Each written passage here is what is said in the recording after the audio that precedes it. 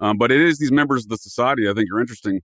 Heidi named some matters of parapolitics in our more modern era that you may not think are necessarily relative to these topics of the Mormons and the Society of Cincinnati, which they seem to be an offshoot. Joseph Smith's grandfather, Smith, served in the Massachusetts militia as a captain, thus qualifying him for membership in the hereditary knighthood that started America, the Society of Cincinnati. So that would have been passed down to Joseph's father and then likely on to Joseph. So and his grandfather's name was Azael. The kid from the two people, because we got two Samuels, the one that went to the witchcraft, the captain that JJ's talking about, then it goes down to Azael. And I'm telling you, I just don't think a Christian would name their kid that. I just don't. I don't. The Codega is a guide and a storyteller, escorting you through the night, lighting the way, warding off thieves, ghosts, demons, and other oddities. Along the journey, his companions would often share with him the most curious of stories that he'd record in his codex. Perhaps you just might find yourself traveling with the Codega and sharing one of yours. Hey everyone, Ride the Codega here. Thanks again for joining me on another journey into the strange and shadowy corridors of the Codex. Now today, I'm joined by Heidi Love, and then later on, JJ Vance will be dropping in. And we're stepping into a space that's rarely talked about, especially not like this. We'll be exploring the darker, more hidden layers of the Mormon Church, from spiritual manipulation to the kind of personal and generational wounds that don't always get discussed in polite company. This isn't a hit piece. It's not a theological debate, and we're not here to argue dogma. We're here to listen, to question, and to follow the threads wherever they lead. Heidi and JJ are bringing their lived experiences, their insights, and their willingness to speak about the things many people are just too afraid to whisper. Now, we'll go so deep down the rabbit hole that you'll think we came out the other side. We'll trace bloodlines, discuss occult magic, and even necromancy. Yeah, it all falls under this one title. So now we don't know exactly what will come up. This is one of those conversations where the truth reveals itself in real time. So I want you guys to keep up with us, keep your mind open, because once you pull back the veil, there's no unseeing what's behind it. All right, let's step into the shadows together. All right, everyone, let's welcome Heidi Love to Codega's Codex of Curiosities. Heidi, welcome to the show. And why don't you tell my listeners and viewers a little bit about yourself and where they can find you? Absolutely. I'm happy to be here. I'm glad we finally connected. We've been in the community and like danced around each other, but we finally met, and through JJ Vance. Shout out JJ. And it was a great sorry, show. Hopefully, sorry to interrupt you. Hopefully, JJ is going to join us a little bit later here. He's just fallen a little bit behind. We told him to get over here. That's what. And he's supposed to head over this way. But luckily, we got to do a different show together, and then we met that way, and then we were on another show together. So now we kind of done this, and now we're actually here. And I thought, wow, who better to speak to about some of this weird Mormon stuff? Because I am Heidi Love of the Unfiltered Rise. And for those that don't know me, I'm an ex-Mormon, and I speak out living in Utah because I like to not feel safe in my home. No, I'm just kidding. I have a great security system. Right. He's very big, and he almost weighs 130. He's very cute and fluffy, but not if you break in my house.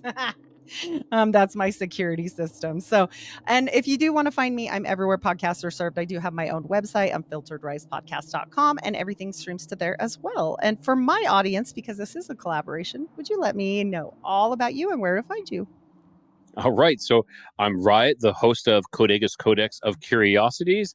It's a great alliteration. It's a bit of a mouthful, but some people have an issue with it. I don't, of course, but my show is a little bit about everything. You know, I delve into mysteries, lost history, cryptids, paranormal, abductions, black budget, things that are off the record, such as Mormonisms, which is something that is completely new to me. And of course, I can be found on YouTube, Rumble, Apple, Spotify, Facebook, social media, you name it. Yeah. For myself, you know, I'm just going to jump right into the Mormons here now. My My knowledge of the Mormons are white shirt, black pants, black tie with a little name tag, walking around with a Bible, and of course a backpack. Yes. And a bike, right? That oh, I guess some of them have bikes here. I see them here all the time, but I don't see the bikes. That's my only knowledge of them. I know that the big Mecca is in Salt Lake City in Utah, Yes. but I've never really jumped into anything other than just that, or seeing their advertisements when I was growing up on TV. They had these advertisements on TV all the time, but that was it. Yeah. Now, I listened to an episode of you on the confessionals with Tony, and I was like, what? What is going on? What is being hidden from us? Here we are. Yes, definitely very strange religion that most people think, well, they're the nicest people ever, and I'm like, okay, well, that is not untrue. And for those that don't know my work and they think, oh, she's just bashing the Mormon church, listen, I was one. I'm a pioneer heritage Mormon. Somebody labeled me Mormon royalty on there, which was funny, but I was royalty blood that was a Mormon, right? Like it's not the same thing. It wasn't because there were royal Mormons, but I guess there were, which was a weird thing because I think they hid them. But that's fine. Different story for a different day. I am a Merovingian bloodline up on my bloodlines, and as well as right now, currently, the King of England is my eighth great grandfather, and the House of Stuart, House of Bourbon. These are my family members. And why is that? Not to brag on this at all. Questioning everything as why is a poor farmer in Utah that? Good Please point. explain. Right. And so that's kind of led me down some weird different directions. Me and JJ have done a bunch of bloodline shows on this.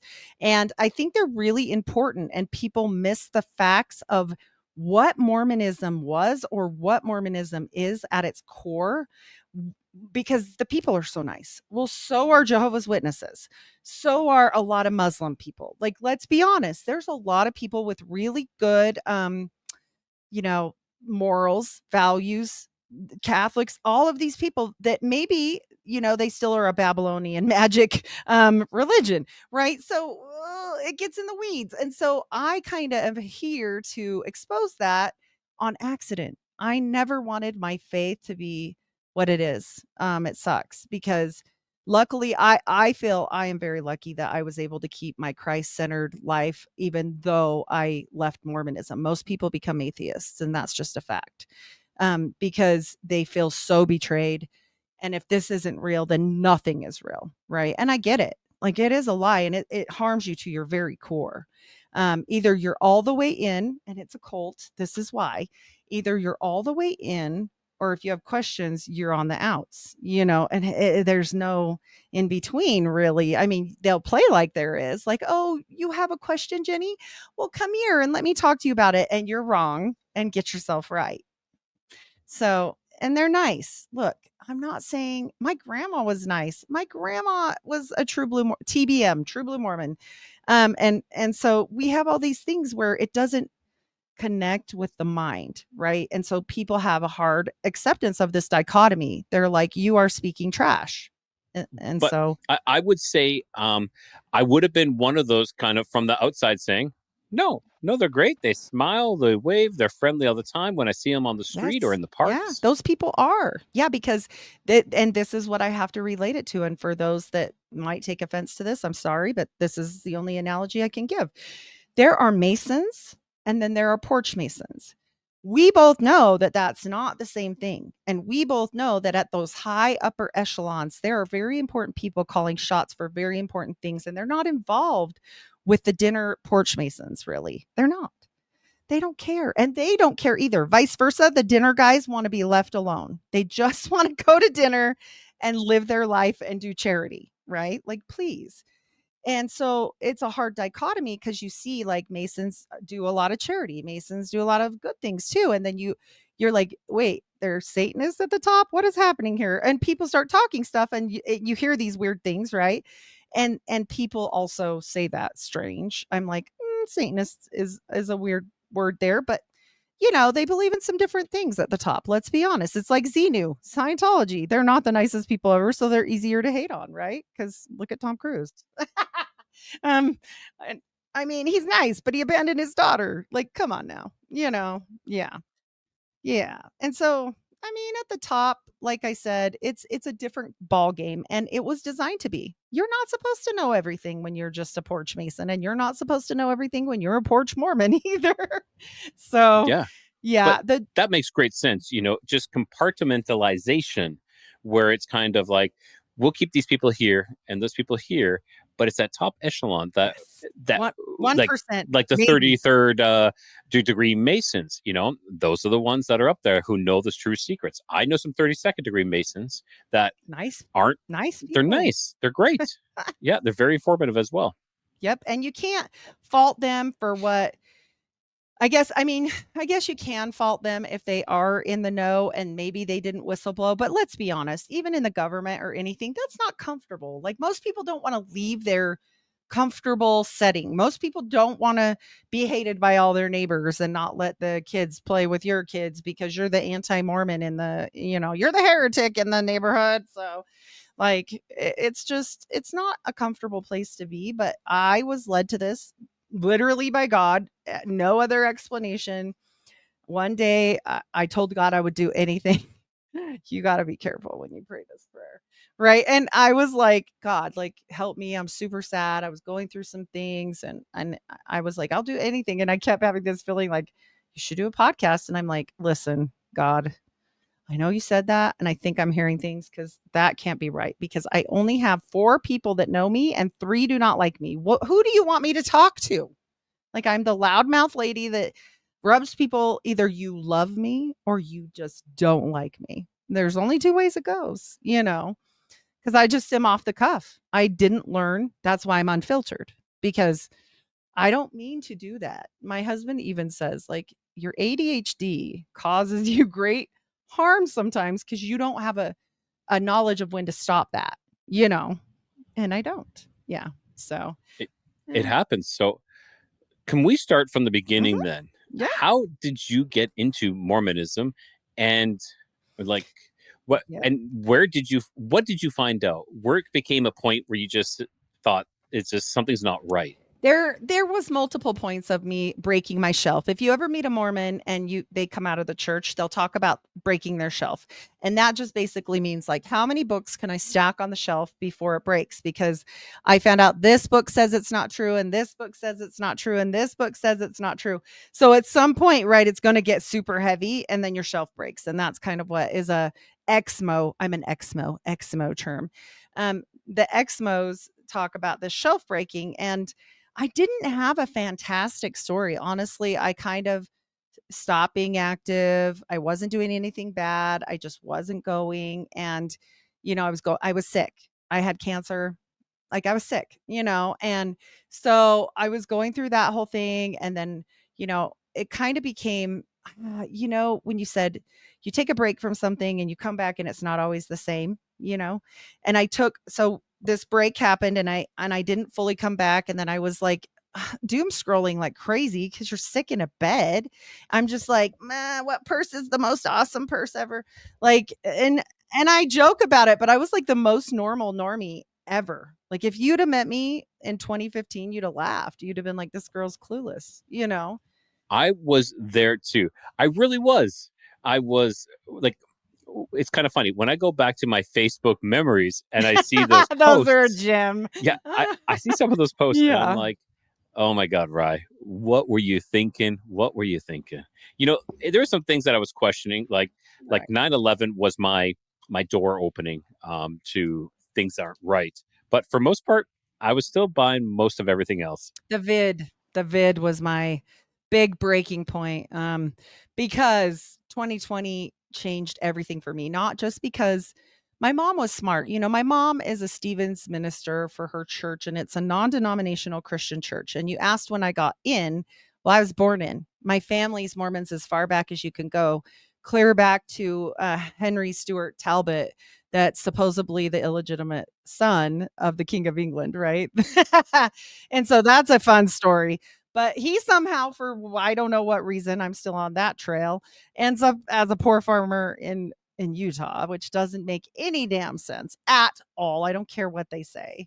And I think that this goes in with, bloodlines and families hiding out in plain sight here in America because, they were doing that. I'm not the only one. I'm not special. There's a lot of people here, and they hid their bloodlines here. That's what I think the DNA grab was with all these DNA tests. I mean, and do I think that it is royal blood they're concerned with, or do I think there's something else? Well, there's a lot of podcasts right now. Me and JJ started on Bloodlines. We have quite a few. There's an amazing series with Free the Rabbits, Joel Thomas. He speaks about Rex Deus. Wow. I mean, he did an amazing job. I'm going to have to follow through and I was going down that extension road, but I don't want to do it right now because he's finishing up and I'm going to let him do his thing. So, but it's amazing for people like you need to see what actually led into the building blocks of America to understand what the hell happened here, and was it really freedom of religion, or was it a freedom to practice something that formed America? Because I dare say it's a lot more than religion. I feel like it was what wasn't popular, and what were they doing to people practicing something in England about that time, like, and France and everywhere. They were burning people for it. John Dee, he was scared to death, right? Like, let's be honest. These things, alchemists, witches, free thinkers, occultists, spiritualists, you want to name the name, but then they had to be like, you can come too, to like the Christian weirdos too. But then there's Christian mysticism and there's all these things. And I always tell people, do whatever you want to do. That's totally fine. If you want to be a Mormon, be a Mormon. But here's why I speak out. They lie. They lie and they use people. So if you ever really want to piss a woman off, lie to her and then use her and see what happens. She'll come for you, right? That's what happens. And guys are always like, holy crap, what happened there? Well, this is the Mormon church's holy crap, because I don't like and that. what are those lies? What are those lies then that they brought So forth? at the very top of the top, there's two things you have to know. There was a reformation of the church. So Brigham Young's church is not Joseph Smith's church. And that is just so important for everybody to know. Joseph Smith's church is a mystical, magical, if you want to call it a religion. I say he's a practitioner. I say like recognizes like, and Crowley knew exactly what Joseph Smith was, which was a moonchild, and people should read that book and his references about Joseph Smith. It's very interesting. I've done like a whole comparison. It's on my show with Crowley. And I just think that these things, got labeled folk magic. We're going to go there. So first of all, Joseph Smith's a dumb farm boy that knows nothing, and he's practicing something that everybody's doing, Rye. Everybody's doing it. Don't worry about it. It's just folk magic. Okay. So that's pretty innocuous, That doesn't sound malicious or crazy. Too bad. But then you get into the artifacts. And I so love that somebody wouldn't sell their artifacts. Whoever owns the Joseph Smith parchments, the Smith family magical relics, and also their atum, or Mars dagger, as it is called in the Mormon church, whoever owns these artifacts, hell yes, you are amazing, because you never sold out and you never let them put them in the archives, which the LDS church has in tunnels underneath the temple, just like Rome. So these things, they also say he grew up in the burned over district near Palmyra. And here's the thing, he didn't. His family was from Topsfield, Massachusetts, near Salem. And his great grandpa was involved in the Inquisition and had Mary Eastie hung at the stake. And he accused her of witchcraft. Now, what do we know about the Salem witch trials and the accusers therein? Right? Methinks you protest too much. Right? We find this out later. Yeah, that a lot of these people were practitioners, and that they were probably threatened in one way or another by somebody. So they point the finger first. And she being a woman, he being a man, she hung for it. And it's actually really interesting, because on the day that she hung for it, September 22nd, is 132 days later, the day that they say that Joseph Smith got the plates from the Moroni angel. On the very day. And they also say that Mary Eastie's ghost has been seen back to this earth. Don't know about that, but you guys can look that up on Salem Witchcraft Projects. It's all over the place. I will be having a fun fall episode, hopefully with this guy that does Salem witchcraft books and stuff. And he's going to come on, I hope, and talk about this. So it's going to be an interesting ride. But these people are practitioners, and their parchments clearly say I am practicing Solomonic and Enochian magic. That is not folk magic. That is real serious. And your eyes got big. Yeah, because you saw. Like that is not a magic system to be taken lightly in any way, shape, or form. No. Nope. And so we all know the very sad demise of John Dee. We all know, that these things come with a cost. And I do believe, that cost came to Joseph Smith as well. He did die with a Jupiter talisman in his pocket, manufactured straight from the Magus. And I have pictures of that. Episode 172 is a great one for anybody. If you want the slides for me to prove this, you got it. I never not bring slides because of the fact that a picture speaks 1,000 words, right? They also had necromancy materials such as death canes. They dug up the prophet and his brother in the decrepit, gross coffins that they were decomposing in, and took the wood from that and made canes for all the future prophets and put their hair in the knobs. I want people to remember wands are not always wands. Sometimes they're a staff. So be aware when people have canes, what exactly is going on here, right?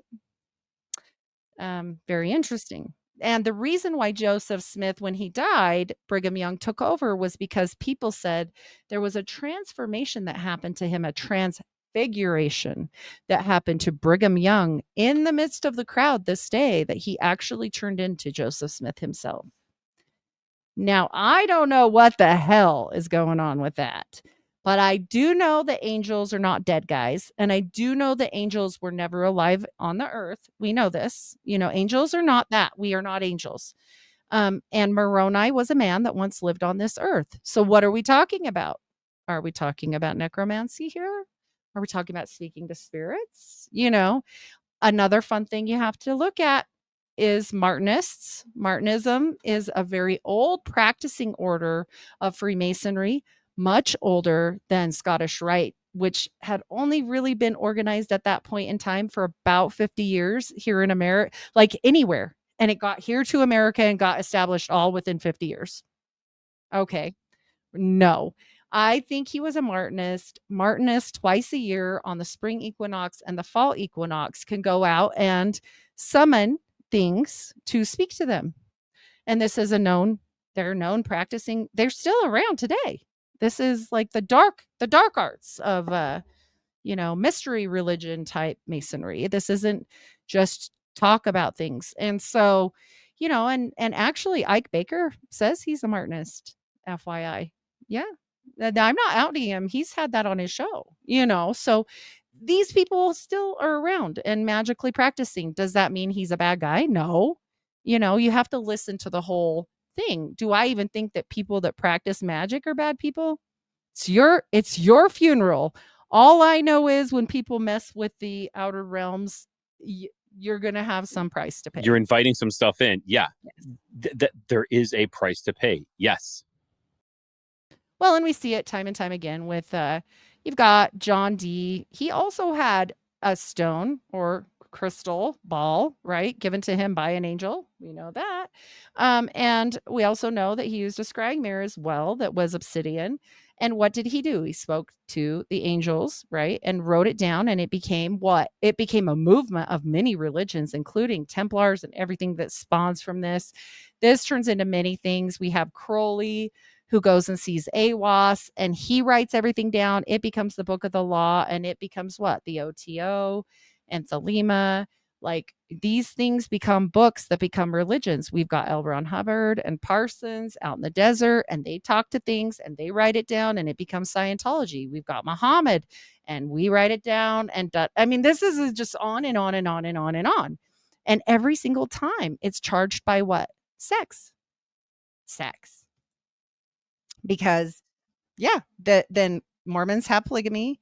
Muslims have polygamy. Crowley and Parsons were already doing some weird stuff. We already know out in the desert. They were charging up their own stuff. They weren't waiting around. Crowley's first encounter with Awas too was on his honeymoon. So that was probably very sexually charged. John Dee, the wife swapping, we go on and on and on and on and on. It's never benevolent.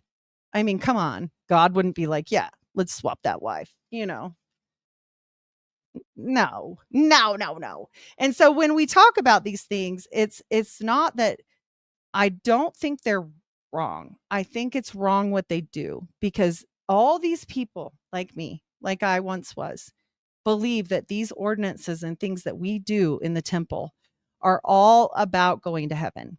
And they're not. They're Masonic. And I didn't know what a Mason was. As dumb as that sounds, I didn't even know what that was. I didn't know what a Freemason was. Wow.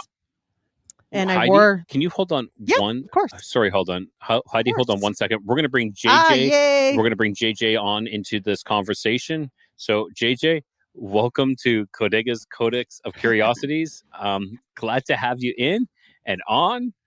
We're just going to do a quick little thing here. JJ, tell us a little bit about yourself and where everyone can find you. Well, Rye, great to see you again, sir. Heidi, always great to see you, ma'am. Apparently, I'll be apologize for my tardiness. Apparently, I'll be late to my own funeral, but I mixed up the time zones here, and I do apologize there. But glad I can make it back here in time to join y'all. JJ Vance, host of Operation GCD, and not the vice president. And former Mormon, much like Heidi. 22 years myself there. I just surpassed the point where I've spent more than half my life outside of the church. Yay. Congratulations. That's something to be proud of. We're just going into to the details about sex magic, everything. Now, I was there was freaking something, him out. Heidi. I was going to say, Heidi, when you were talking about working with the outer realms, it kind of reminds me of alchemy, where nothing. Humankind cannot gain anything without first giving something in return. Absolutely. To attain something of equal value must be lost. And that's the equivalent exchange. And that's when you're talking about this magic, working with the outer realms, there is this exchange. You have to give something up, which can lead you into so many other topics. But let's just keep going, Heidi. And JJ, you can kick in whatever you get up to speed here. I like where I jumped in the necromancy, geomancy, all alchemy. Sex magic, this is the Mormon stuff. Yeah, sex magic. Yeah. A lot of folks think polygamy is rooted in wanting to have multiple wives. You probably know just as well as I do, sir. I mean, that's a lot to handle, having 6 or 7 wives. Having one wife is a lot to handle for many men. So, yeah, exactly. I'm not a guy. It sounds terrible. Heidi agrees, right, ma'am? Yes, I would never have more than any one of any of them, but especially not women.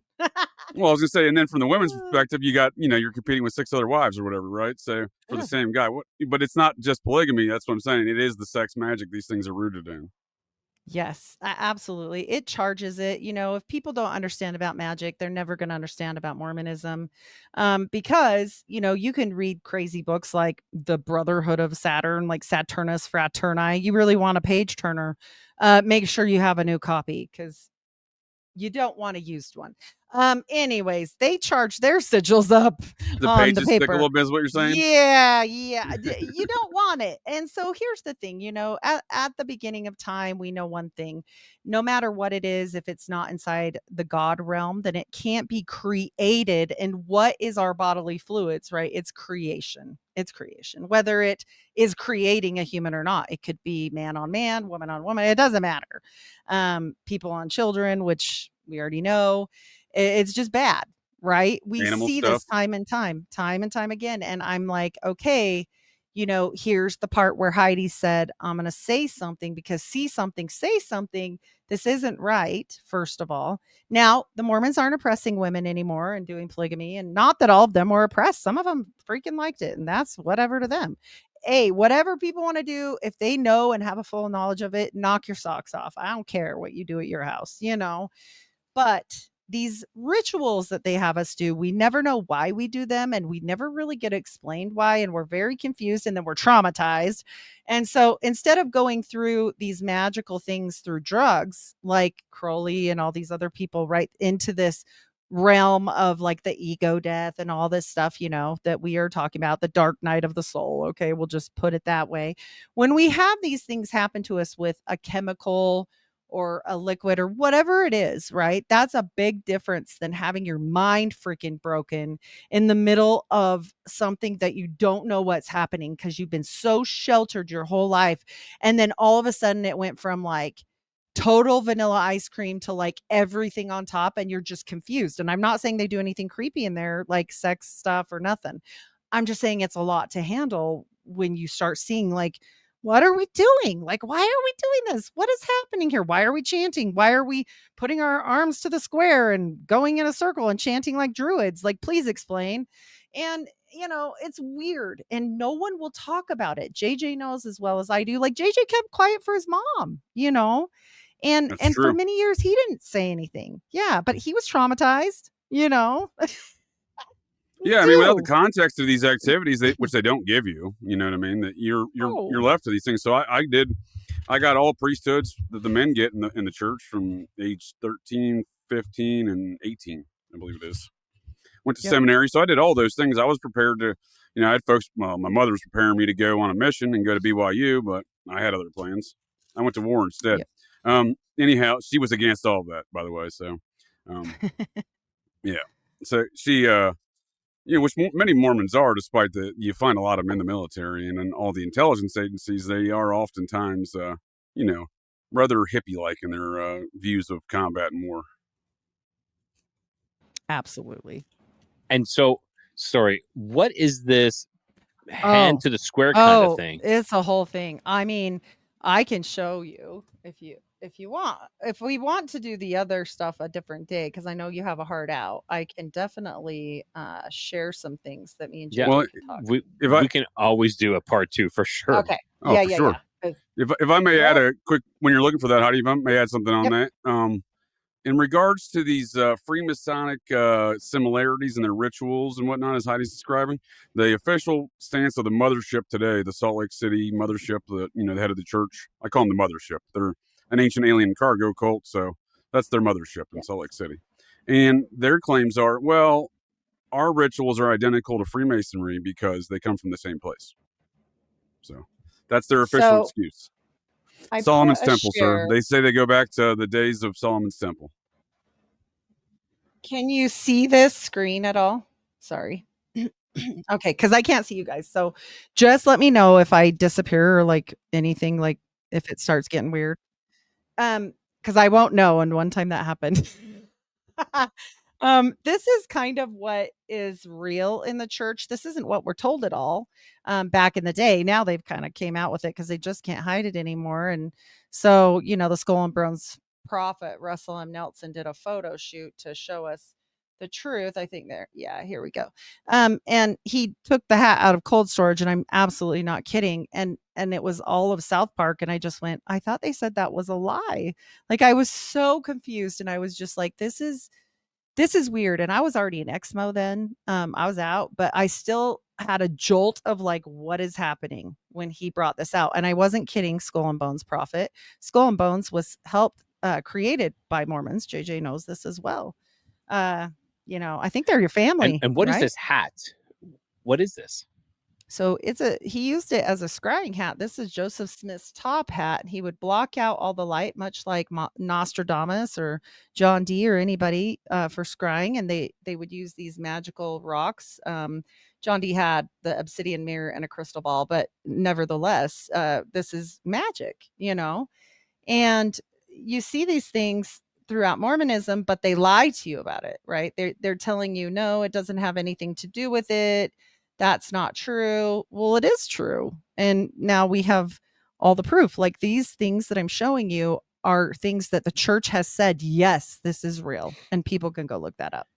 So what you just shared with us is this fun fact. William Chase found this rock while digging a well on his property, and Joseph Smith asked to borrow it and refused to give it back. Yes. Mormonism is built on a stolen rock. This is just a little rock that he put into his hat and scribed Yeah, with? this is his one of his magical rocks. They say it's his most special one. This is Sally Chase's green seer stone. The other one is the brown one, supposedly his favorite. But tell me this, I think this is his favorite because there's no real pictures of it.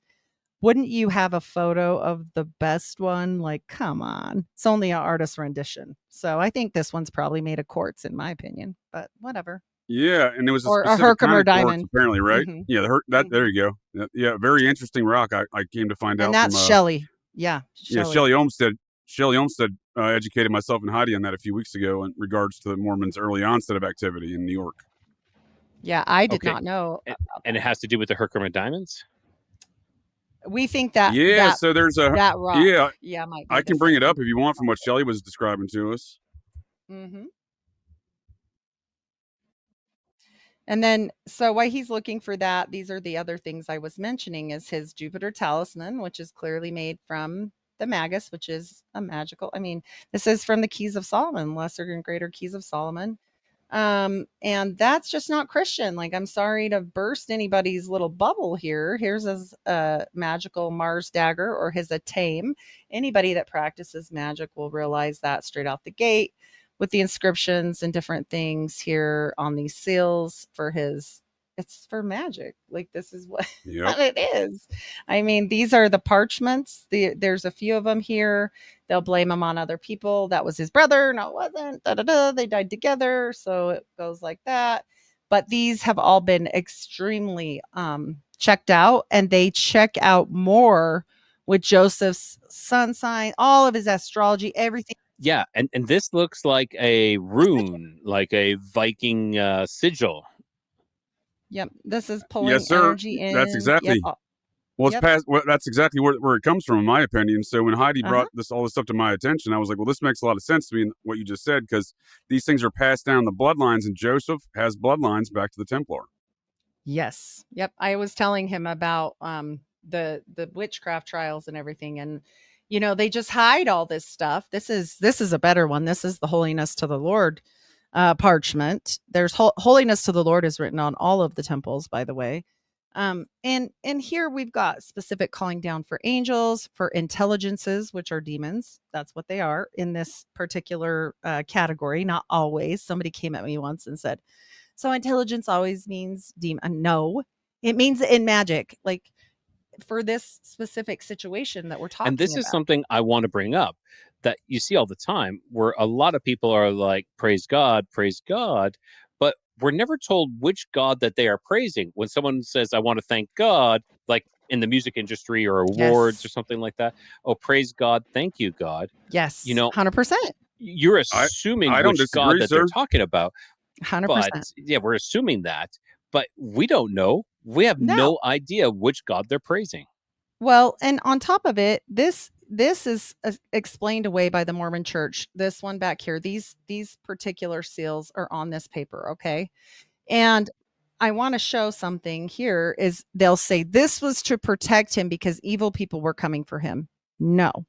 This says whoso beareth this, okay, and has it, that the things that he brings down have to obey him, not just the things that he has against him. No, he is So bringing them these are controlling sigils. yes. These are, oh, And jeez. so Okay. when we're talking about these things, see, whoso beareth this sign about him, let him fear no man but God. But this one says, whoso beareth this, what does it say about him? All spirits shall do him homage. That is not just being protected from things being chucked at you.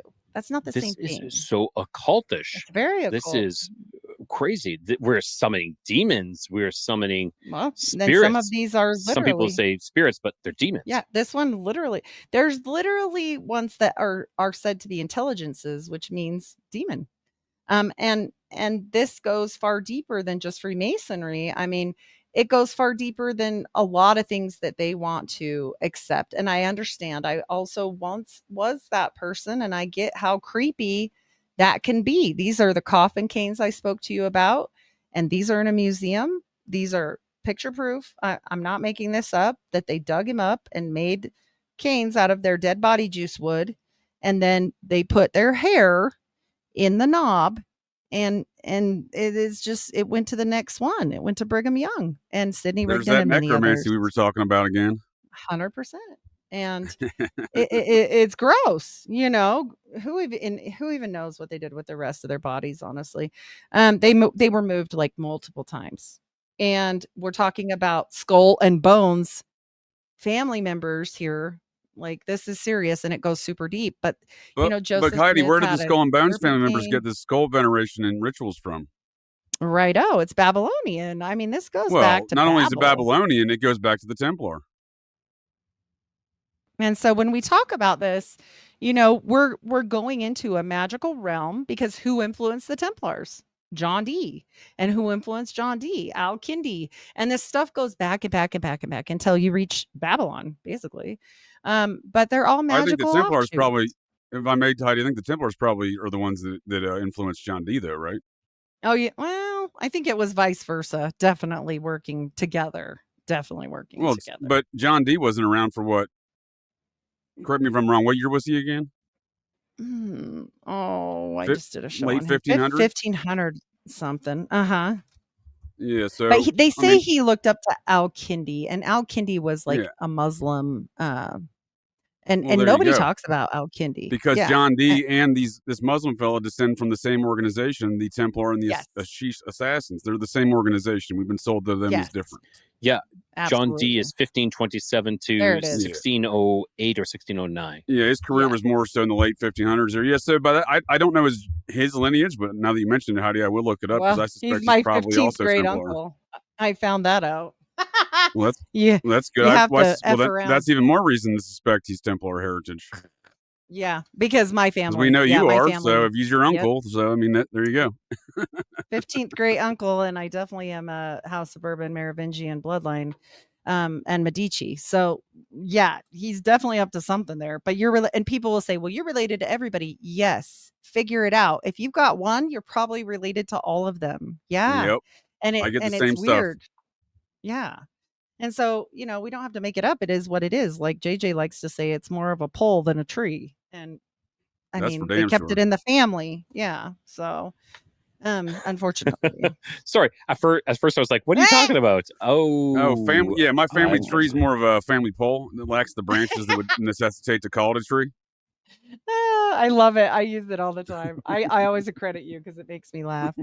And this is the kind of praying that we do. This is the true order of prayer in the temple. We used to do blood oaths and blood atonement, and it's very Well, they still weird. do, Heidi.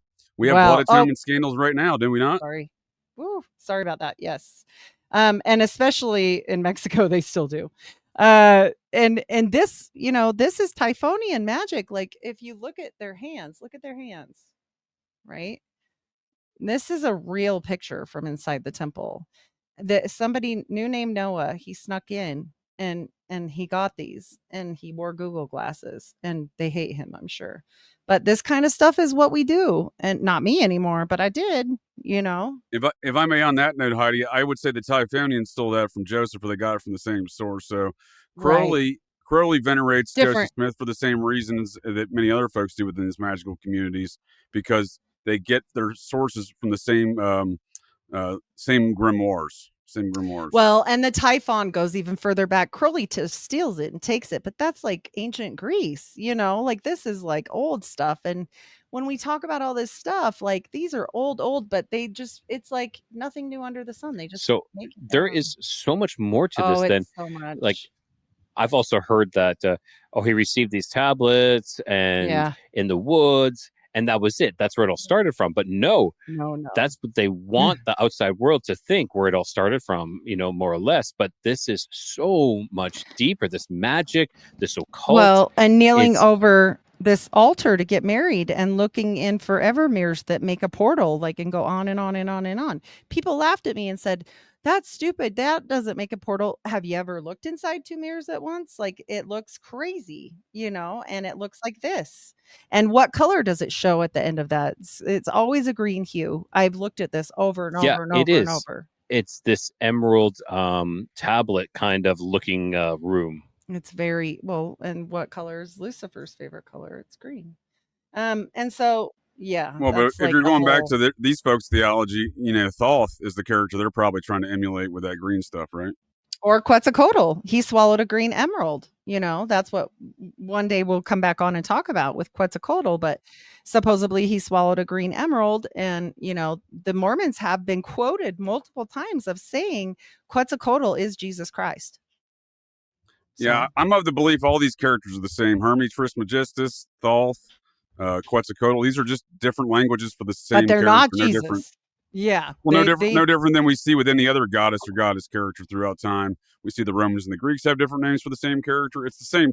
We apply that same concept along these same principles. We come to I think a much more accurate conclusion that Mhm. these characters as Quetzalcoatl and the similar characteristics, no different than like Moses and Akhenaten. Many people have Right. written books. Those are the same characters because it's a different language. It's the same character. Absolutely. Well, speaking of language, this is a sample of the original Book of Mormon language. Oh, you're good. I'm almost done. This is the original characters from the Book of Mormon because he wouldn't actually say words like, and they went down to whatever. Or should we say, and it shall come to pass? JJ will get a kick out of that one. That's in there like 1,000 times. But, anyways, these characters are next to the Enochian language. I've also had somebody recently share with me the Micmac language and how close it is to that. So, they call it Reformed Egyptian, but is it? What kind of magical language is this? Is this the Adamic language of John Dee that he said was the angels? Um, and the angels lie their asses off. And I'm going to stop sharing. The angels lie so much that John Dee literally gave up everything and then had to raise Edward Kelly's kid. Like, come on, we're not talking about good guys here. Wow. No. This is mind-blowing stuff for me. It's It all was an for me introduction to too. this. It Well, was for not me only that, too. sir. Fair enough. These magical wizards they left America in 1844 and they invaded your homelands. You're from the Mormon corridor, right? Alberta down to Mexico. There, that was the Mormon corridor. That used to be known as the Wow. Nation of Deseret. I'm Yeah. from there. I'm I'll- from there as well. I'm a part Micmac native, and they Yeah, I'm actually Albertan. encourage them to go mate with the Micmac so they could receive their spiritual properties. They're no dummies. Yeah. So, So and Yeah, once we call again, it Salt Lake City today, Lanzo but Meadows.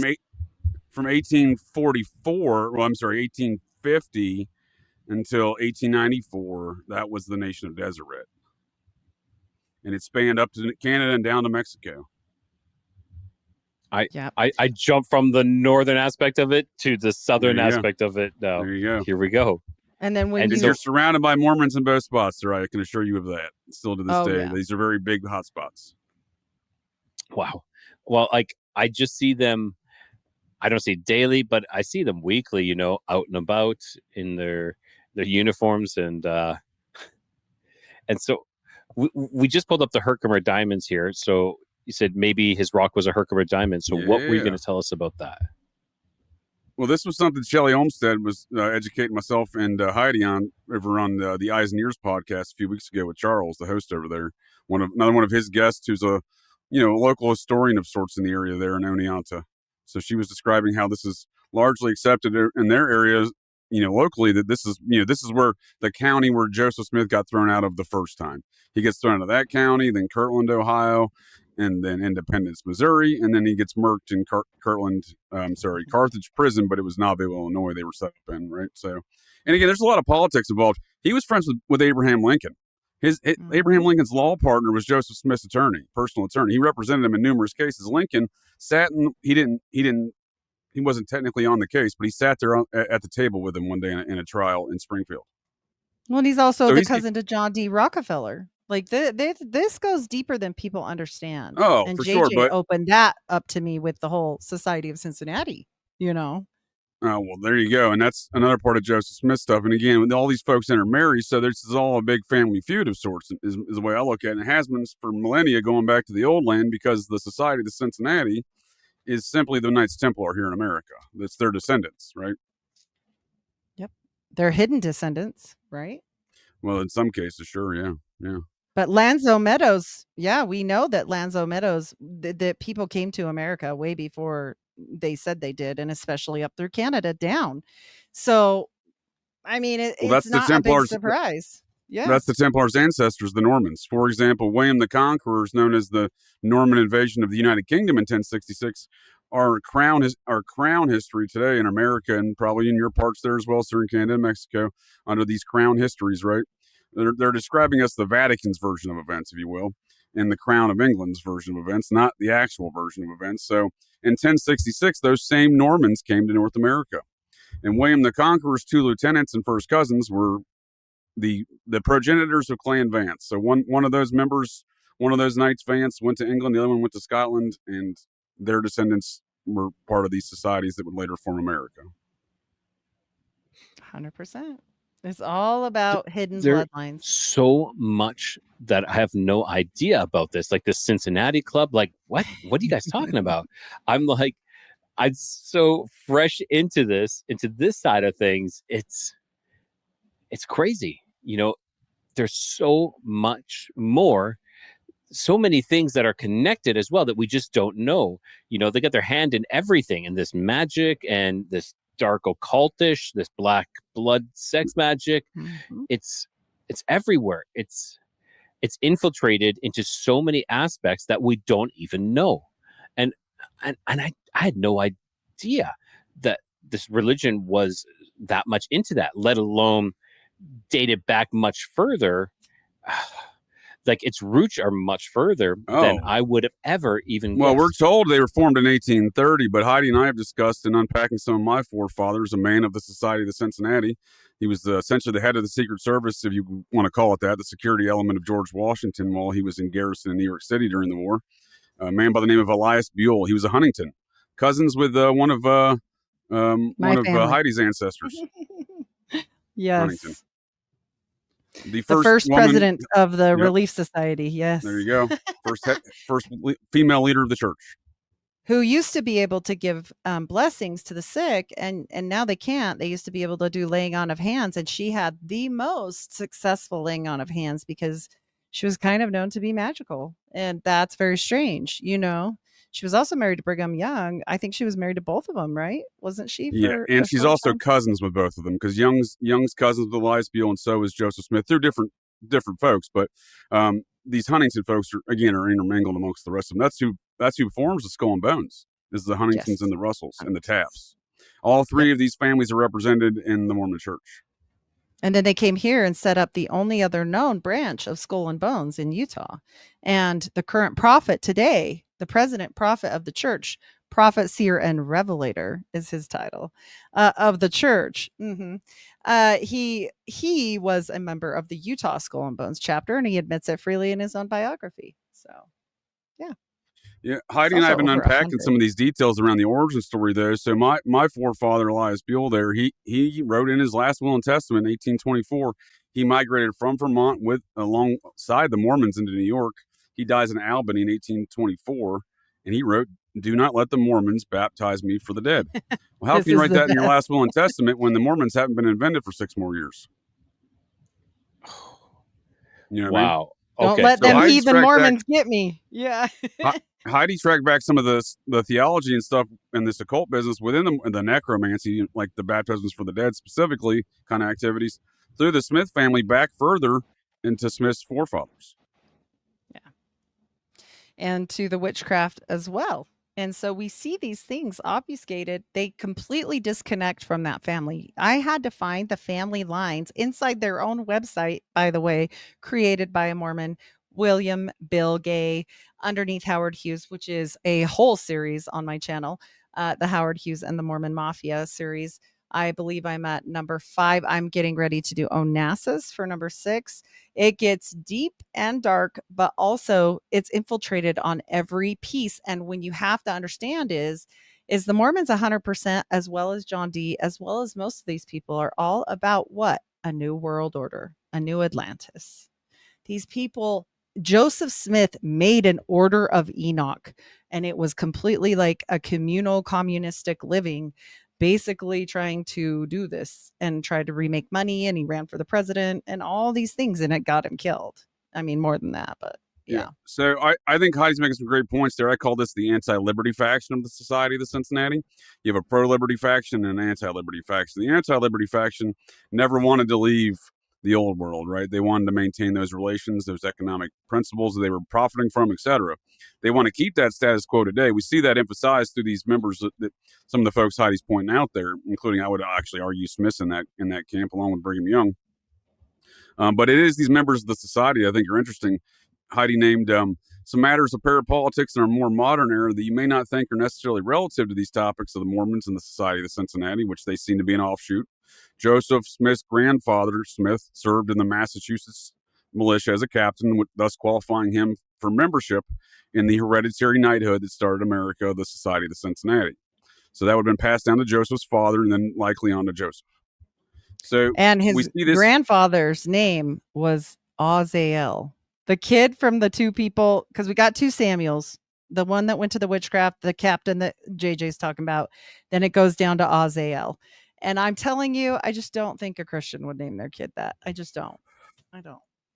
But we see these repeating patterns in our modern parapolitics with Howard Hughes. He's likely a member of the Society of Cincinnati, and that would thus explain why he surrounds himself with Mormons who were an offshoot of the society. JJ found it member, that is. on both sides. Yeah. Yep. Or something. Oh, his whole trees membership. There's no doubt he's a member. It's just a matter of which one he got inherited from, right? And then you look at JFK Jr., whose father likes, according to all the evidence. Want me to share my screen? Please do. Please do. That's a good one. It's very telling. Yeah. He seems to be the son of Aristotle Onassis, not John F. Kennedy, right? I'm almost certain. And Jackie Kennedy, her father was a member of the Society of the Cincinnati out of the Maryland chapter, confirmed hereditary member, and possibly the French chapter, because the French has a chapter as well. 13 colony chapters, one French chapter. And it seems that old JFK Jr. Got inducted into the secret society that started America the moment he was born, because his grandfather Bouvier passed a few years prior. Well, and then we see her marrying into what after her husband dies? Into the dark Illuminati. They call it the Black Illuminati. This is just how it is, you know. That adds a whole new dynamic, not only to the JFK assassination, but the JFK Jr. death, because, you know, his father's biological father is Aristotle Onassis, and he's also a member of the secret society that started America. And then he got into politics in 1990 and started a magazine named George. Yes, he did. That's very interesting, considering George Washington was the original president general of the society. Can you see this picture? I found this on accident. This is my own comparison, but I want you to notice some things. Look at his nose. Look at the bridge and the spacing between his eyebrows to come down the very long, very specific looking bridge of his nose. He also has this pyramid above his lip. Do you see that? Look at this perfect pyramid above his lip. Look at his hairline.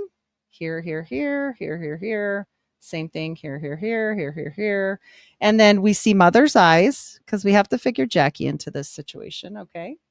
And we see the same jaw structure until you get to the chin, which is sharper like his mother. I'm sorry. I think it's his It's also very telling that he looks nothing like his father, and he definitely looks Greek or Mediterranean, right? His sister looks like the father. Mm-hmm. And the thing about these kind of kids is like what I told JJ, these kids, when they're born, if you're of Italian or Greek heritage or whatnot, these Mediterranean looking people, they look blonde and stuff for a while. And then things change, right? And he was about that age when things started changing. Jackie had also just been on Onassis's yacht right before JFK That's what I was going to died. say. There's photographs of baby JFK Jr. with Onassis. Well, and she was on his yacht after she had baby Patrick die, because JFK was known to be such a jerk about the babies dying. And it makes you wonder if he knew that they weren't his, because the first one was named Arabella. And that does not sound like a name they would choose. If it doesn't sound like a Catholic Irish name. Okay. That's all I'm saying. And she names this baby Arabella, and they said, well, your wife's baby has passed.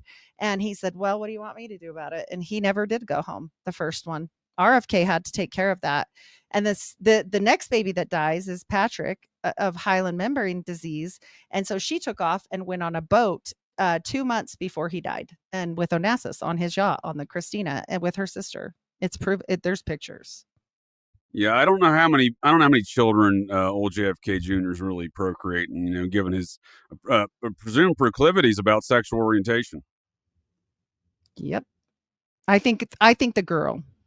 So that's I Lem think the Billings. That's girl. his private. And it's possible. I'm not ruling it out. I'm just saying, like, that's his private school. We should recognize this fact as well. That's his private school roommate from growing up who had a room at the White House. Mm-hmm. Where Lem he slept. Billings. Mm-hmm. Lem Billings lived at the White House with the Kennedys. Official story. And that's him, his childhood boarding school roommate. And don't you find it strange that his only surviving child is the girl that is probably his bloodline? I Kind do. of odd. Yeah, these Kennedy bastards are dark. Yep, they are. Oh, I'm working on one, Sins of the Father, that's after Onassis and then Chappaquiddick, because all of this whole thing, I'm not saying that he was a good guy. I'm just saying this stuff happened. Right. Well, Chappaquiddick was a process, and in the process, church is involved with Oh. all these folks: JFK, RFK, and Teddy. So Teddy meets with the mayor of Cambridge and the process church. The mayor of Cambridge introduces him to the process church at their headquarters in Cambridge, Massachusetts, in, I believe it's May of 1968. So about a month before his brother's murked by the same organization. And then a year later in Chappaquiddick, that woman that Teddy drove off the bridge there in Martha's Vineyard, she just happened to be the And chief killed. staffer for RFK. So Yep. she would have had all those details from that process church murking of RFK in the year prior. And the judge that let Teddy off on that also seems to be, I like to say process folks are going to process, because that judge has been letting out literal cannibalistic serial killers to continue doing exactly that out of prison. Well, and look at how woo-woo Jackie got too. Like, she got into some weird, like, woo-woo stuff as soon as she linked up with Onassis. And even he said she was basically the devil and tried to get away from her at some point. Like, honestly, he was ready to divorce her when he died. That's proven. And then Christina dies, who didn't like Jackie, and his son dies while they're married. Like, come on.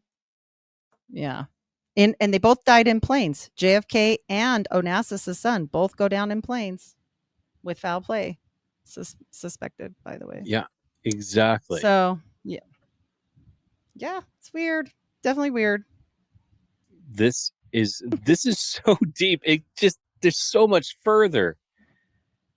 Yes, so much further than just people walking around. If I may add on to some of how this affects us today, I don't like to talk about any of these old history subjects without emphasizing how it affects us today. Not just the JFK situation, how we don't understand that. That obviously impacts a lot of discussions today when folks are waiting for documents to be released, which I think is preposterous on every front. But we also see that, and it's something I've been trying to wrap my brain hole around more as of late, since our last conversation there, Ryan, when I was starting to look into more of these Mormon cult activities, largely the fundamentalists, but they really tie into the mothership, and I can demonstrate that through the example of Chad Daybell in Idaho. The mothership loved Chad Daybell and his work, his apocalyptic authoring of books and speeches. So this is a common trend with these apocalyptic ancient alien cargo cults. So they can call themselves fundamentalists and say, "Oh, they do polygamy, and we don't do business with them anymore." That's bullshit. So, and all of them work together. So the NXIVM cult was employing some of these fundamentalists, Mormons down in some of Romney's cousins down in Mexico, as nannies in their sex trafficking operations that their cult leader went to prison for. Some of those nannies got murdered by cartel members back in 2019. So there's a lot of activities around these matters that are very impactful still today. But nonetheless, I think these Mormons that used to set up the nation of Deseret and then sent their missionaries, had already had missionaries overseas. So largely the Deseret was populated with folks from England, Denmark, and there's one other nation I'm missing. And I think these people, when they moved here, they moved to the nation of Deseret, and their descendants today don't like America. So when we're talking about the Joseph Smith communisms or the utopian societies of communist practices and ideals, these things are still prevalent and persist today amongst these same crowd of folk. Mm-hmm. Oh, yeah. And the people that we see now, like the Salt Lake City Temple, JJ knows, has always been kind of the Mecca. It's a joke and it's true, but it's always been really reveled for its design and how it was. And the Fountain of Living Waters, which also is very hermetic if you look at it. Anyway, whatever. We'll leave that there. But I'm not gonna it lie to was you, always Heidi. a big deal. it seems kind of magical when you go there, though, doesn't it? Like whatever they've done there, Right. there's an impact you can feel. And I don't know if it's all the stone they have there, or whatever's producing this. There's a significant. Does it sit on change in any ley environment. lines or anything like that? Yeah. Yeah, it Oh, yeah. does. Oh, yeah. It's I can't remember which ones, but we've But when you looked have and we have a a lot giant of them quartz are. temple, right? You have a giant, quartz Mhm. temple on top of a ley line. I'm assuming that produces an effect. Mhm. Yep. And the sea out here, well, the Dead Sea salt is the next closest salt to the Great Salt Lake salt, but actually it's not exact, and there's no other salt like it in the world ever, like at all. And I find that very strange, but also when we talk about alchemy and salt and these makeups of stone and these different things, like I think it was masonite quartz, I think is what it is, and granite.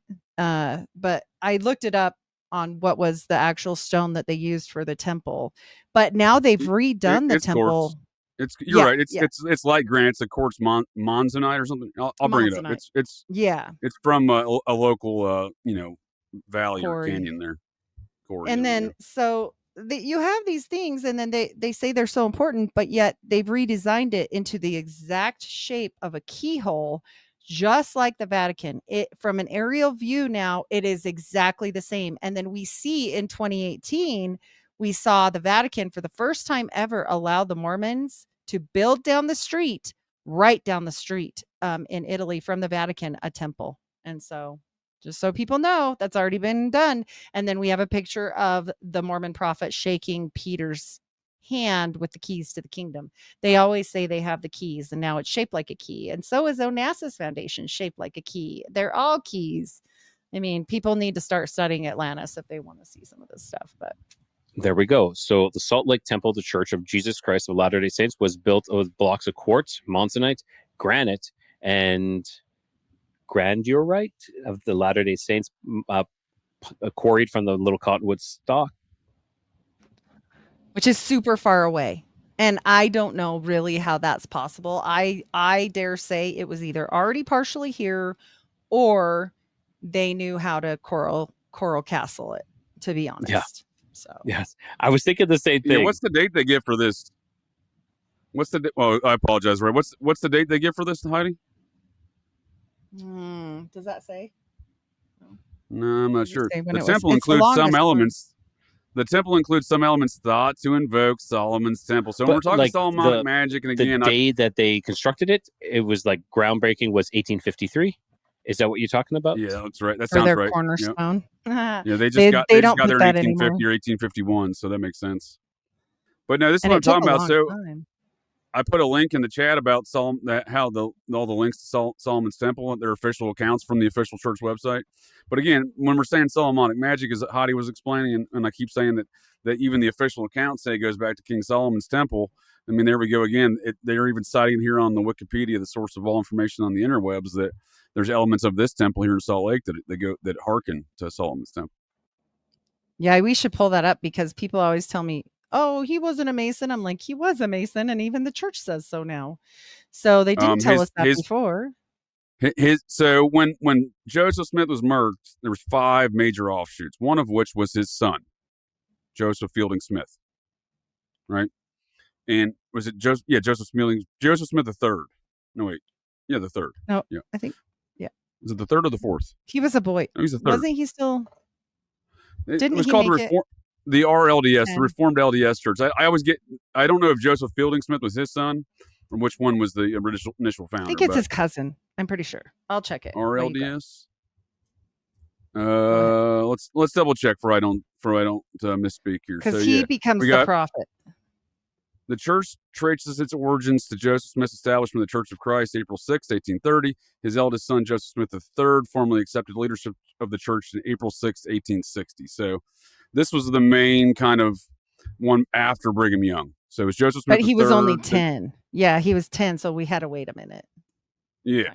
So we see this group, though, they're the ones who owned a lot of very important land for many years, right?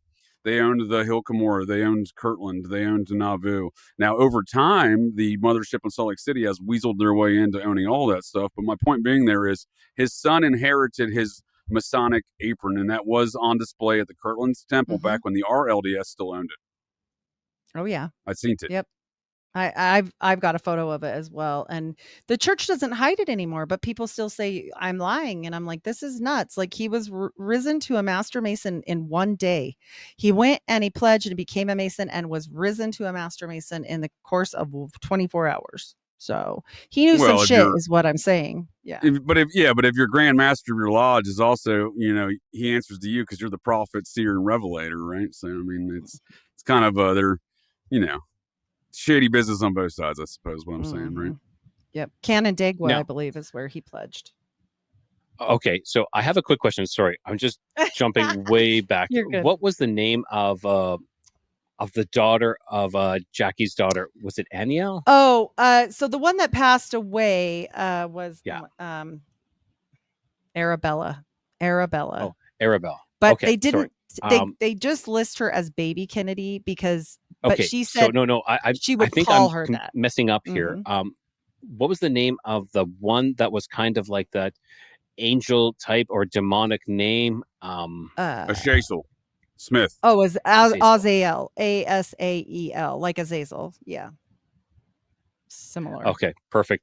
Thanks. No, that's all I was thinking because sometimes they put an something H popped in up it. in my mind, but Yeah, Sometimes they put an H in it. yeah. So it goes Captain.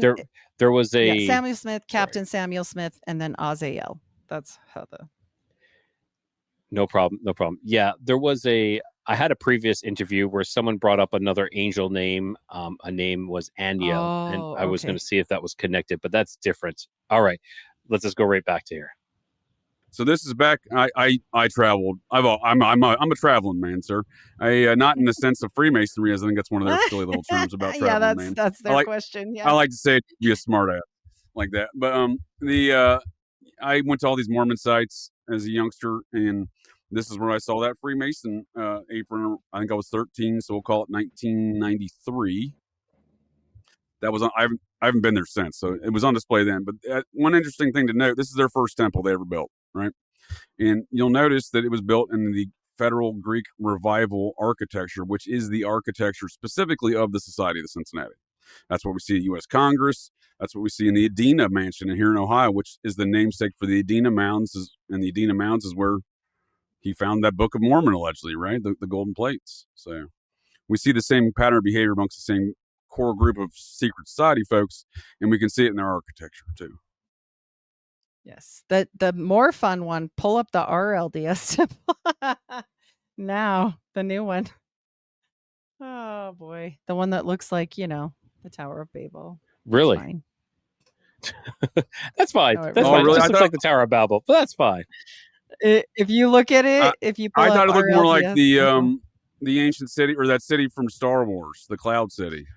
well, for sure, but definitely spirals up to heaven. Definitely looking like a Dairy Queen cone, but yeah, it's just weird. But it still exists. And which one is that one? What is that called again? So the reorganized church, what happens is when Joseph passes away, it was very unexpected. They did want his son to take over. He was 10. So people were like, yeah, that's not going to work. Sidney Rigdon was supposed to kind of do it. And him and Brigham Young had kind of like a speech debate type situation. And Sidney Rigdon was sick that day. So he did not give a very good presentation. And also Brigham Young apparently transformed into, Joseph Smith. So, so those people went with him, and then the others stayed with Mother Smith with the child, waiting kind of in interim for that child to get old enough. And they did run their own without polygamy, no polygamy there. So I think the best way to look at it from my perspective is this is the bloodline of Joseph Smith. That's why his Freemasonic apron was in Kirtland for a while before the mothership at Salt Lake got their hands on that property. And this is the man who leads the RLDS today is a direct descendant of Joseph Smith. So that man is likely a member of the Society of the Cincinnati, and he's probably very much at odds with these society leadership there in Salt Lake City, the mothership. I'm certain. Yeah. They also kept more of the woo-woo stuff and then the magic, whereas Brigham Young got rid of that and it became like the CIA Mormons. And I mean, that's what it is. Well, I don't know what else I would to say argue the about Mormons invented spook operations in this country. that. Maybe that. Yeah. Either way.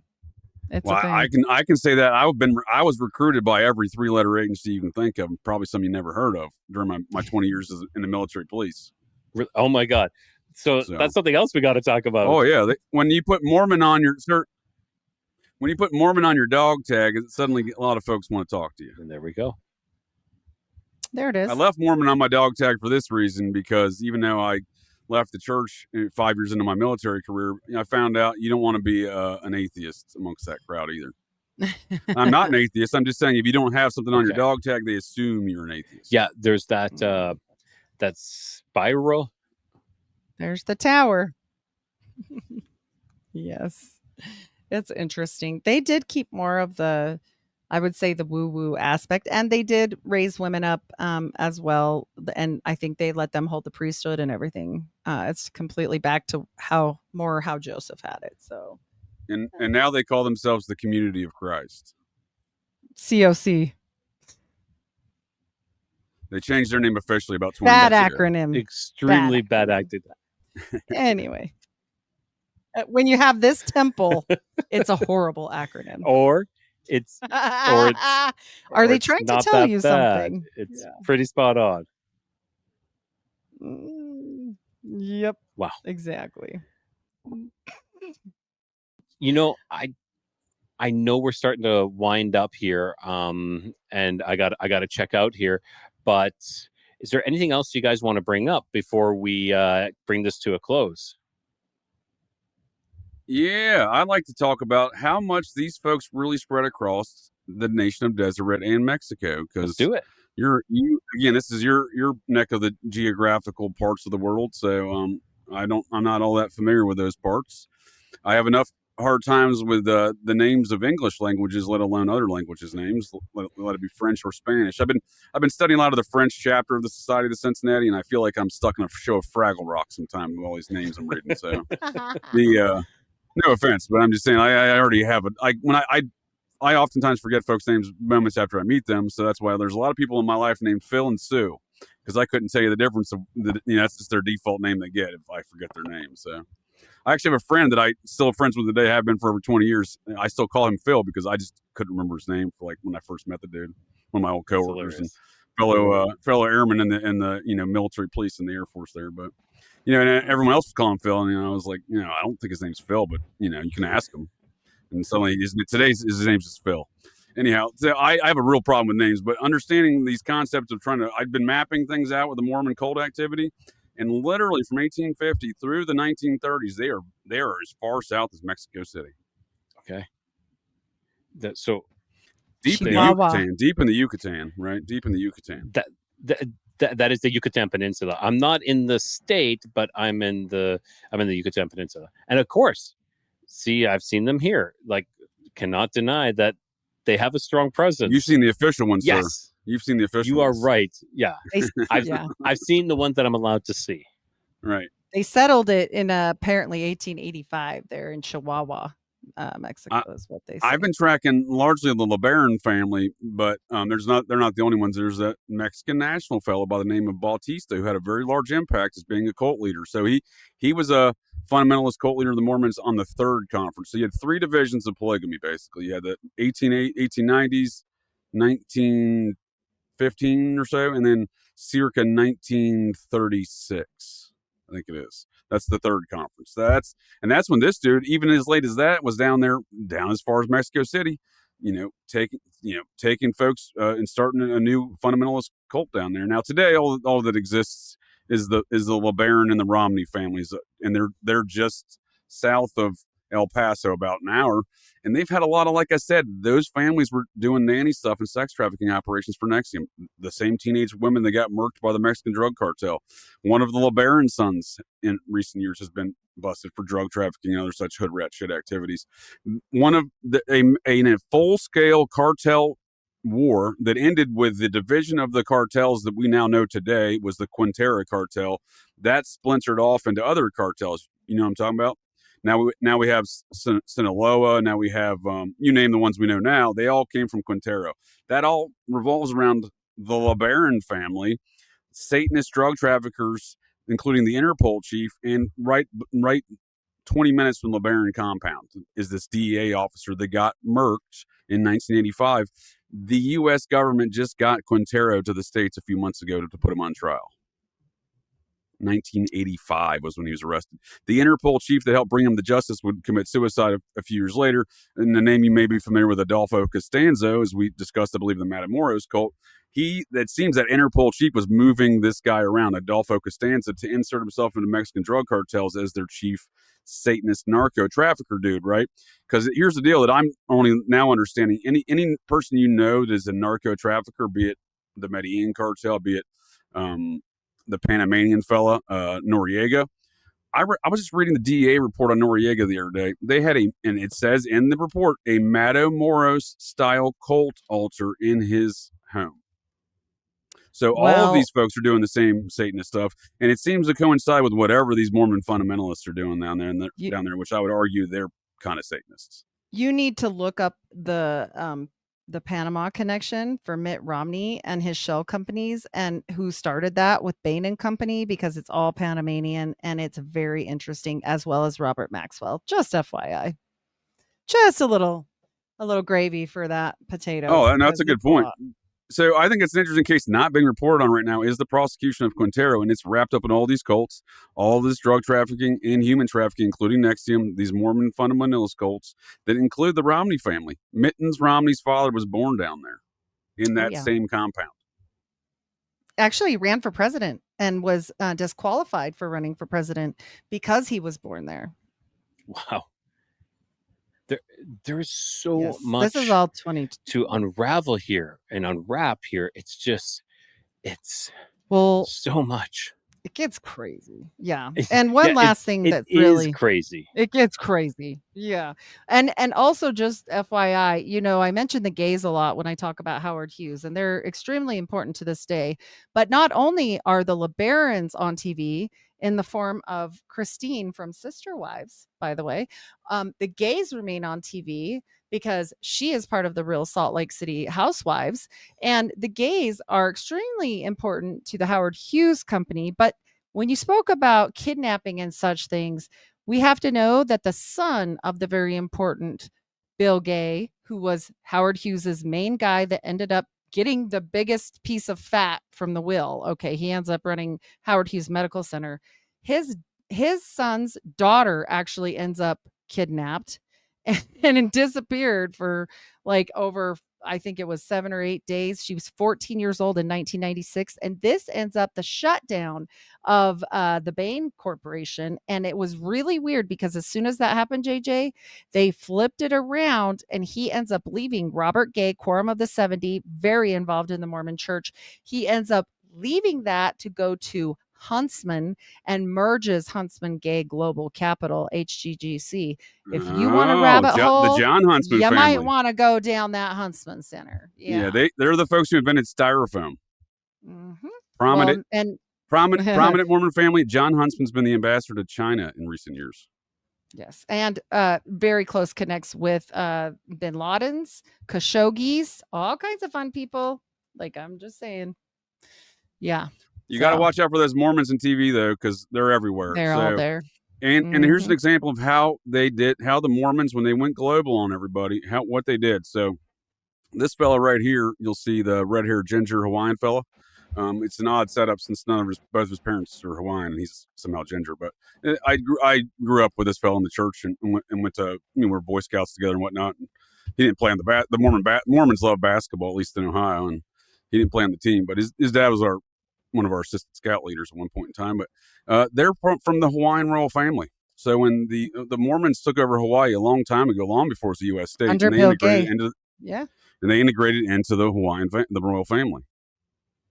So they recruited into the royal family. Well, was that Bill Gay? No, I'm thinking Bill Gay set up the Polynesian Center. Yeah, but I'm thinking like 18. This is like, what I'm thinking is 1870 though. This is, okay. I mean, it may be a gay. Those gays are everywhere, but what I'm saying, what I'm getting at is there when every what I'm getting at, not only the infiltration of how they got into royal families in Hawaii, again, nearly 100 years before the Hawaii was a state, I think in 1964, so I think in 1870. And again, oh look, it might have been a gay, to be quite honest with you. It would make sense why his son, his descendant later, would be over there doing the same things, right? Again, it is. That's why I like to play a game on my Friday nights show on Operation GCD. Is who is your daddy and what does he do? Because turns out we got a lot of folks hiding out who their daddies are in this world. I got a picture I'm going to send you about John Travolta because I made it for you last night at work. Nice. And, you brought me a couple of those characters, not the least of which JFK Jr. for that game there, Heidi. But so much the Mormons in the mid 19th century, in circa 1850. No nation on this planet had an intelligence operation, a navy, and missionaries. And the Mormons had, the nation of Deseret had all three. Yep. So when I say they invented the spook game, I'm not making that up. When I say they infiltrate every nation on this planet, I'm also not making that up. Wow. The unseen hand, it's the one of many unseen hands, because I know there's many other groups as well that do that as well. But no, that's true. There are many unseen hands, but I'd like to know how many of them have multiple $100+ billion slush funds. And also that they have the most land owning for farming other than Bill Gates is number one. Number two is the Mormon Church. But the first holding in the Mormon Church's portfolio is Microsoft. So they've been playing this game a long time. Just saying. Thankfully, as a U.S. taxpayer, though, I, myself and Heidi included, as taxpayers, own 75% of America through the public lands. I'm just, it's a little plug to say that, I do recognize there's a lot of aspects in our control of America and global control that are a bunch of scumbags. I'm cognizantly aware of the fact that there are also good people in this world and within some of these same organizations. I agree. And I think that's a great way to end this off today for this one. Heidi and JJ, I want to say thank you so much for making the time. And do you guys want to give yourself a plug once more before we close this up? Yes, sir. I think you're going to ask us to give us some applause, and I'll do that too for Heidi, not for myself. This was a great time all the way around. And thank you so much for having me on. I'm Heidi Love of Unfiltered Rise Podcast. I'm everywhere podcasts are served. I do have my own Patreon. I don't cut my episodes. If you want 2 extra episodes a month, you can go there and sign up. It's $5 a month. It's basically like buying me a coffee for my hard work and research. I try not to raise that price because I understand and I want people to be able to get that information. It's usually around nursing. And so my upcoming series with Janet will be all about carnival sideshow diseases because we're weird. So that's going to be fun. Anyway. Is that where you get a bearded lady? Like by accident, you're a lady, you get a disease, you get a beard? You get a beard. Yes. And suddenly then you get a job too at the circus. Yep, exactly. No, I appreciate the invite, Rye. It's great conversation, sir. And Heidi, always, ma'am, it's always a wonderful conversation talking these topics. JJ Vance, host of Operation GCD, not the vice president. No bombs here. And Operation GCD Wednesdays, I do an occult and esoteric film review, 9 p.m. Eastern time. Fridays, Rye, you'll have to join me again for a future Fridays. We've had some wonderful conversation over there in the past. Certainly look forward to having more of these in the future with you and welcome you back anytime. Now, also at 9 p.m. And then I do a Patreon Sundays and Thursdays at 9 p.m. Do a preview on my normal channels, but then the full show's on Patreon live every Sunday and Thursday. Sundays are my GCD adventures, if you will. That judge that let Ted Kennedy walk in Chappaquiddick happened to let out a kid-diddling, cannibalistic, homicidal, psychopathic serial killer who I came face-to-face with back in 2001 and who allegedly served me human meat burgers at the local Hardee's back in 2000. And that's in a show I did a few weeks back, The Legend of Nathaniel Bar Jonah. So that's the appropriate look, sir. It was pure evil, I can assure you of that, in that man's face and eyes. He was let out to terrorize the town of Great Falls, Montana. That's I like that town. It was my first assignment. I lived there for 3 years and some great people there. And that judge, I'm telling you, process folks are going to process. So folks want to hear more about Satanism, stuff like that, and process and murder and whatnot, or the topics we discussed tonight. Do a lot of all these things. And then Thursdays, I'm unpacking the psyop that we know as the anatomy of the satanic panic, the psyop we know as the satanic panic. So awesome. Appreciate the Yeah. time. Look forward to more conversation, sir. Thank you guys so much. I really, really appreciate it. Thank you. All right, everyone. That was it. If you think that was a lot to unpack, well, it's way more than that. It's huge. So again, huge thanks to JJ and Heidi for being so open and so real and so informative. Like they're coming with all the receipts, and they're not easy conversations to have, especially when it's like this their entire life, and it's still shaping their entire life. But they brought such clarity and so much depth to this. I know for some of you listening, you might have this might have stirred some things up. Maybe you've gone through something similar, or maybe this is the first time you've heard this about this church. But either way, take your time, sit with it, reach out if you need to. Now, of course, this isn't the end to this conversation. If anything, it's just the beginning. And thanks for walking through with it with us. And always keep your curiosity wandering, keep the light lit, and always find your way home.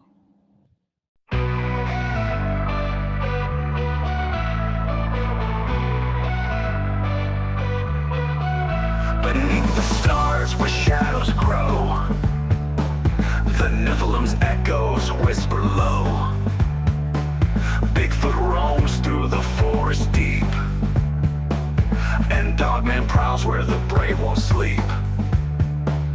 Across lost history we wonder why, seeking the truth that time tried to hide. Keep your curiosities wandering and the light lit, through the darkness don't ever quit. In the Codex, the mysteries come, and always find your way back home.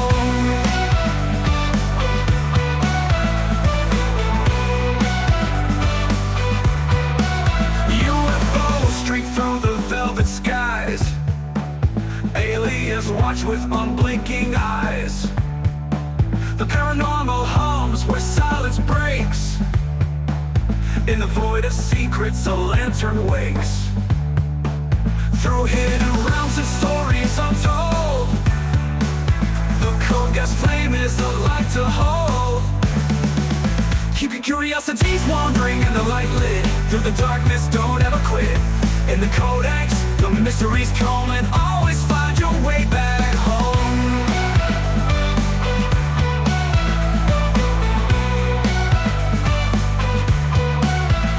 UFOs streak through the velvet skies, aliens watch with unblinking eyes. The paranormal hums where silence breaks, in the void of secrets a lantern wakes. Through hidden realms and stories untold, the Codex flame is a light to hold. Keep your curiosities wandering and the light lit, through the darkness don't ever quit. In the Codex, the mysteries come, and always find your way back home.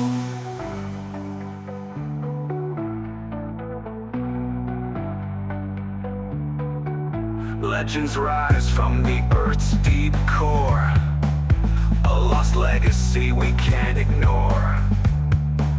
With every step, the veil grows thin, revealing worlds where the strange begins. Keep your curiosities wandering and the light lit, through the darkness don't ever quit. In the Codex, the mysteries come, and always find your way back home.